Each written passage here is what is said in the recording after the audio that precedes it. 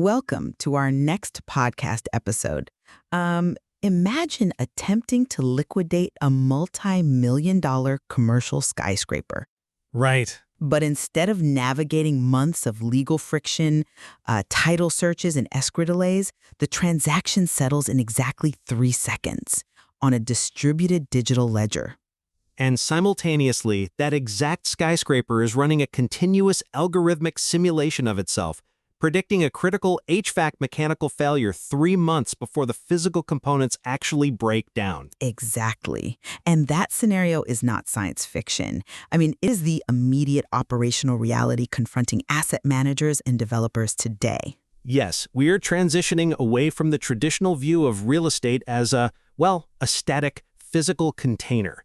The modern property is a highly dynamic financial and technological ecosystem. Right. So to navigate this paradigm shift, we're delivering an executive audio masterclass today.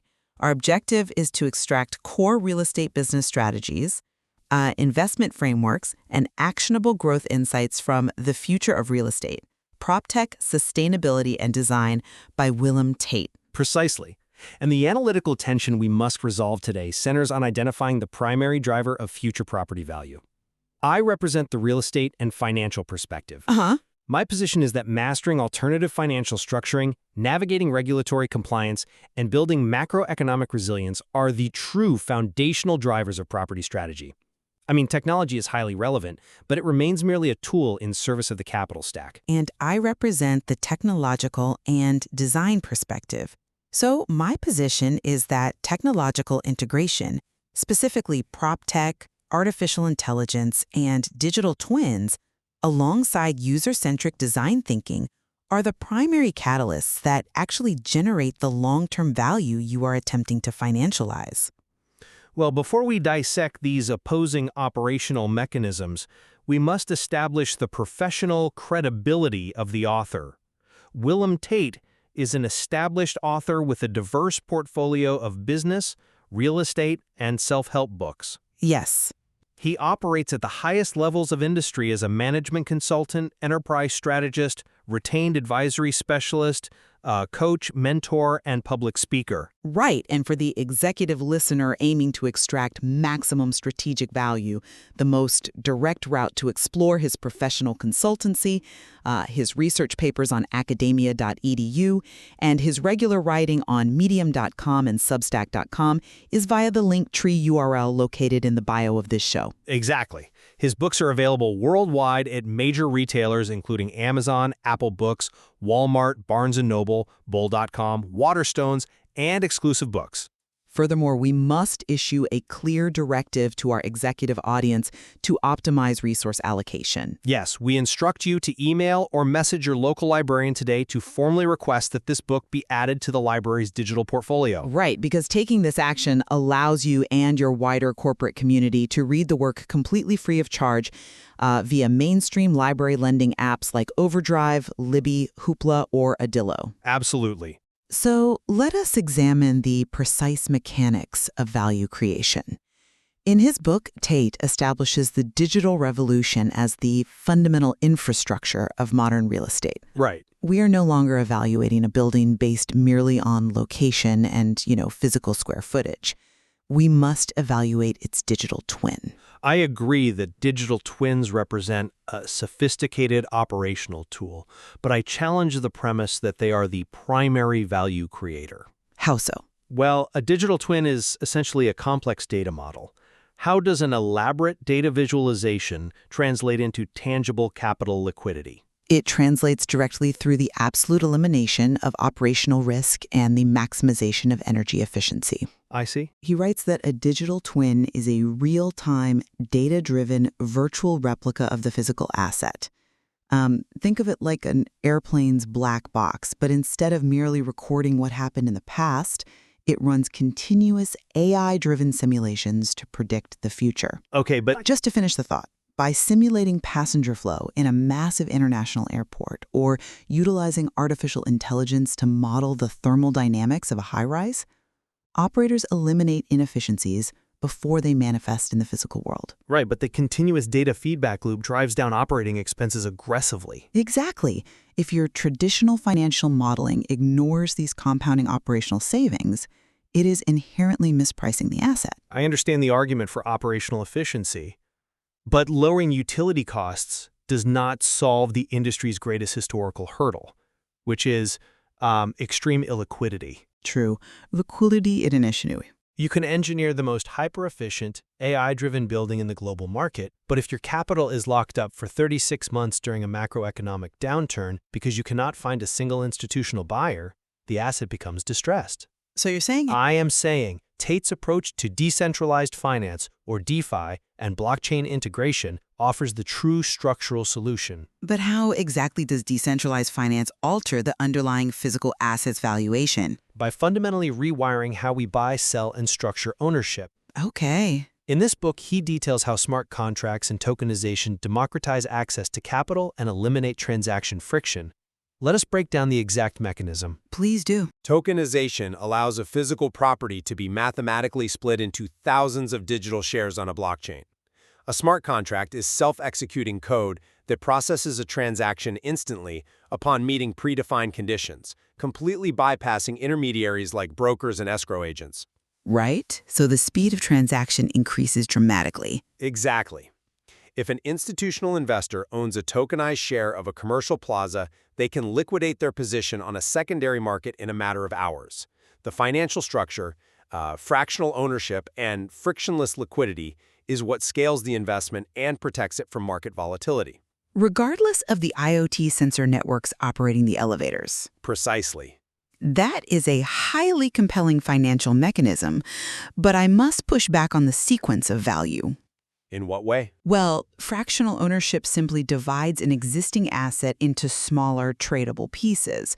If the underlying physical environment is technologically obsolete or poorly designed, you are merely trading highly liquid shares of a depreciating liability. I would argue... His writing reflects that properties lacking adaptive, data-driven systems will simply become uncompetitive in the leasing market. The technological integration is what preserves the foundational value that your smart contract is attempting to trade. I view that as a fundamental misunderstanding of asset durability.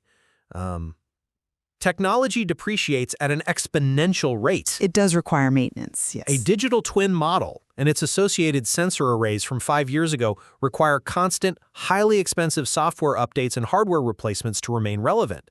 Financial structuring, however, creates durable economic value.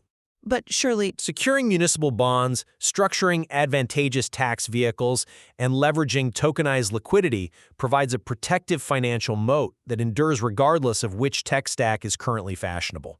that assertion regarding depreciation leads us directly into how we define long-term asset durability, specifically concerning sustainability. Right.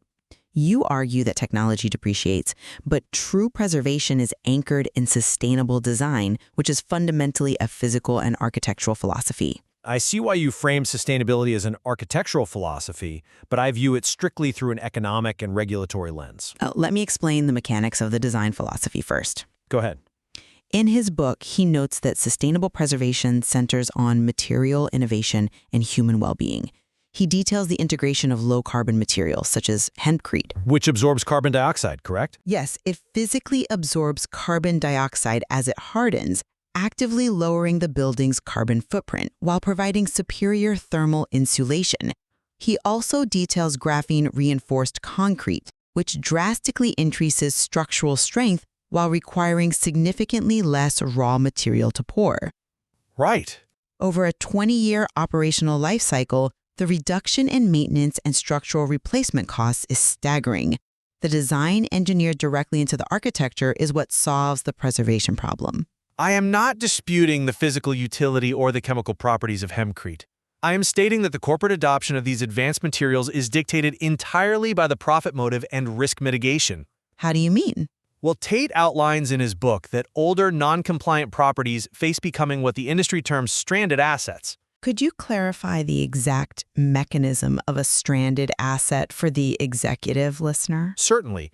A stranded asset occurs when a building fails to meet aggressive new environmental, social, and governance mandates implemented by governments or institutional investors. Ah.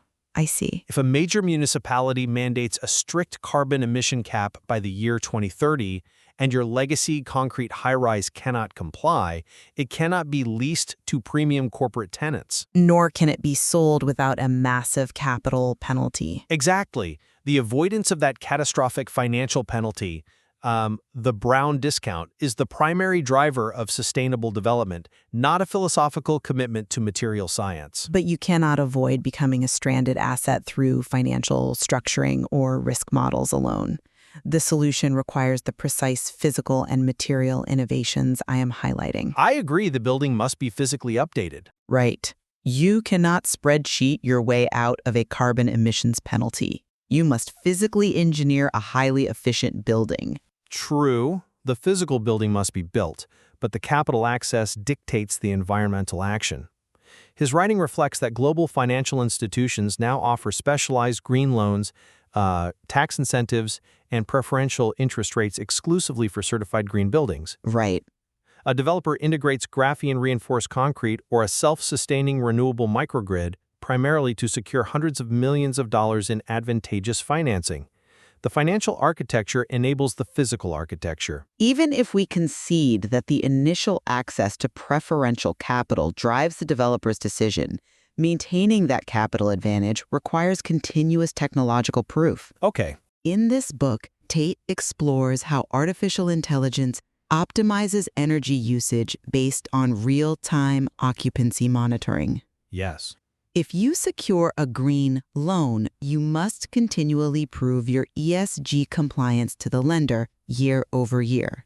Without the AI-driven infrastructure and the IoT sensor networks dynamically adjusting the HVAC and lighting systems, the green certifications required for those preferential loans cannot be accurately measured or maintained. That is a fair point. The technology serves as the strict enforcement mechanism of your financial strategy. The measurement is indeed necessary, and I concede the utility of AI in that specific reporting function. However, if the regulatory goalposts shift, which they frequently do, the technological deployment must immediately follow the new compliance mandate. Right. The policymakers define the ESG metrics, and the investors anticipate these regulatory trends to safeguard their global portfolios. This macroeconomic reality becomes even more pronounced when we scale our analysis up from individual smart buildings to entire city grids. Scaling up brings us to urban mobility, which suggests a complete structural redefinition of prime real estate. Tate's approach to the urban future envisions a collapse of traditional geographic distance. Yes, he writes extensively about the integration of eVTOL, electric vertical takeoff and landing aircraft, and Hyperloop infrastructure.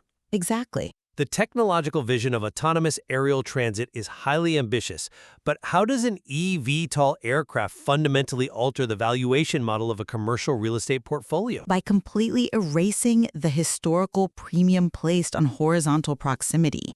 Historically, prime commercial real estate is defined by its immediate distance to a central business district. Heavily constrained by traffic patterns, highway bottlenecks, and public transit nodes. Precisely. eVTOL aircraft democratize the Z-axis, the vertical airspace.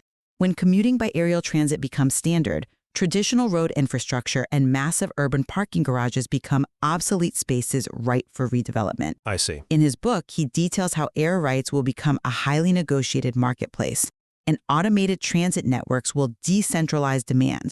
Current zoning logic, which clusters commercial density based on subway lines and horizontal roads, will shatter. To be replaced by what? He points to linear cities where high-speed transit eliminates sprawling road networks entirely, allowing cities to expand into highly interconnected three-dimensional spaces.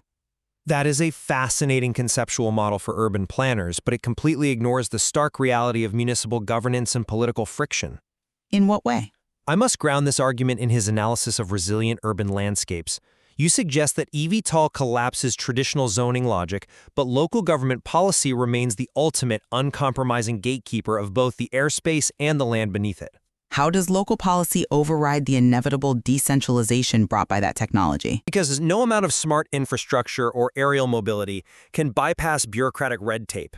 In this book, he notes that policy shapes the absolute foundation of development. Right. If a municipality implements highly restrictive inclusionary zoning, which requires a high percentage of below-market rate units that effectively destroys a developer's profit margin, or if the city council simply refuses to permit the landing pads for these eVTOL aircraft due to noise ordinances, the technological potential is reduced to zero. That is a valid regulatory risk. Cities are in constant, aggressive competition for capital and human talent.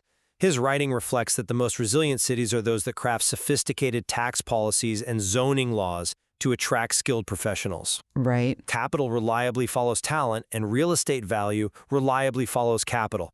The technology is secondary to the jurisdiction's political hospitality. I certainly concede that local policy and talent attraction are critical variables in the macroeconomic equation. However, top-tier talent today is fiercely selective about their environment. Naturally. The modern corporate workforce is attracted to the very technological and sustainable ecosystems I am describing.